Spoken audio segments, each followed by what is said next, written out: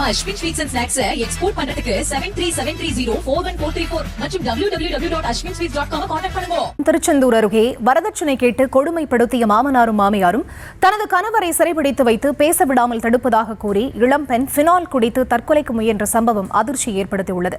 இதுகுறித்த கூடுதல் விவரங்களை தர காத்திருக்கிறார் எமது செய்தியாளர் சதீஷ். அவரிடம் பேசலாம். வணக்கம் சதீஷ், விவரங்கள்.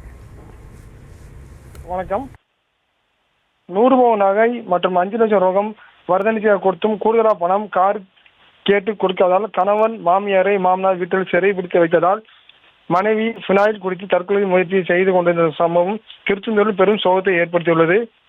திருச்செந்தூர் அருகே உள்ள கருணட்ட ராயன் இவர் ஓய்வு பெற்ற ஆசிரியர். இவர் மகள் டெனிவாவை தேனி பேக்கரி உரிமையாளர் பெர்டினா ராயன் கார்மேல் தம்பதியருக்கு 2வது மகன் மிலான் என்பவருக்கு 4 ஆண்டுகள் முன்பு திருமணம் செய்து கொடுத்துள்ளனர்.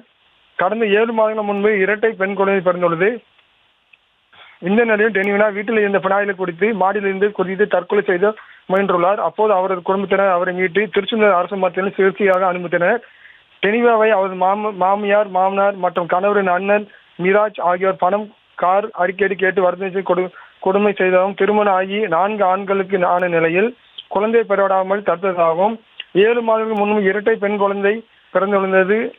குழந்தை பிறந்து 3 மாதம் ஆன பொழுதும் குழந்தையும் தன்னையும் கொலை செய்ய முயற்சியதாகவும் அதனால் வீரமாட்டி பட்டணத்தில் தனது பெற்றோர் வீட்டில் வசித்து வருவதாகவும் தெரிவித்தார். அவர் தற்போது கணவரை வீட்டில் சிறை வைத்து பிடித்து செல்போன் எண்களை பிளாக் செய்து வைத்ததாகவும் இதனால் தற்கொலை முயற்சி செய்ததாக தெரிவித்தார்.